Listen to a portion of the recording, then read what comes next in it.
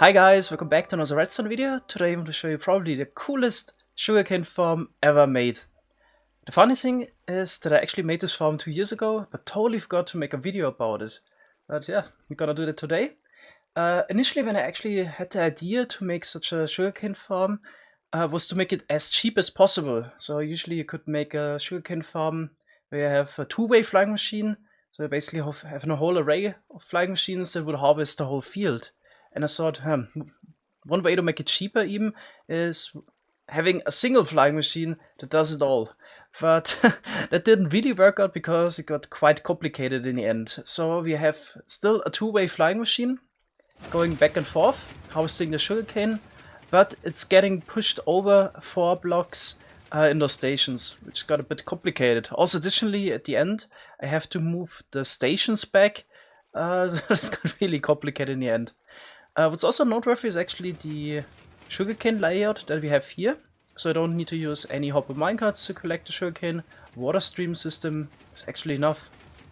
And that is possible because the sugarcane items are propelled forward by the slime blocks and either land directly in the water or they slide over the dirt blocks. So as you can see here, most of them make it into the water, or if they land on the dirt, they mostly slide over it. It's not, unfortunately, not 100% efficient when it comes to that, but as you can see, there's almost nothing left over here. So there's just a couple items here and there, which is not really a big deal. I would say about 95% of the items are getting collected, so this is really good. Which makes it a lot easier, so I don't need to use any hopper minecarts, which of course would have the advantage to get 100% of the items, but it makes it so much easier. So at the bottom we just have a water stream, flushing everything towards the side here, and yeah, you can see the output. To make the item collection work with this concept, I'm also using not really the most efficient sugarcane layout. Only 50% of the area is covered with sugarcane plants. If you use special patterns, you can even get up to 80% covered, but then you can't use this nice item collection system. So you can't have a 2 wide dirt strip, for example, because then just a ton of items would land on it. Right, so a sugarcane farm of this size would produce about 2000 items per hour. Of course, it depends a little bit if the farm has been idling before, because then of course, like right now, all of the sugarcane has grown. But if you keep this running constantly, then you would get about 2000. Also really easy to turn off the sugarcane farm. Just need to activate this line here, and then the flying machine stops, and you can start it back up by flicking the lever again. So it's quite complicated to build, but it's not really complicated to operate. Of course, since it's a flying machine, it's also a good idea to not leave the area while this is running, because flying machines get messed up. But apart from that, if you always turn it off when you leave the area or leave the game, then this is also 100% working. I think this farm is really quite funny. It kind of reminds me a little bit of those automatic lawnmowers. And here comes the best part. Now everything is moved back to the starting position. So this was quite a challenge to figure this out. I had to place some non-movable blocks in certain positions to make it all work without the flying machine then bumping into those non-movable blocks. It was quite a challenge. Okay, now everything is getting moved back. And then here the flying machine will launch again automatically, and I can stop it again here at the back. Alright, so let's wait for that.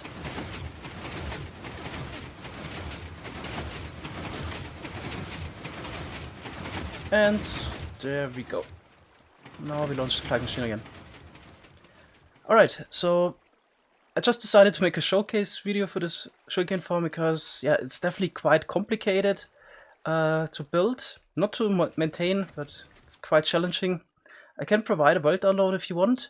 This farm was designed in 1.12, but currently I'm testing it in 1.14.4, the current Minecraft version, so I'm also quite sure, unless we get bigger changes to pistons of servers, this should also work in future versions.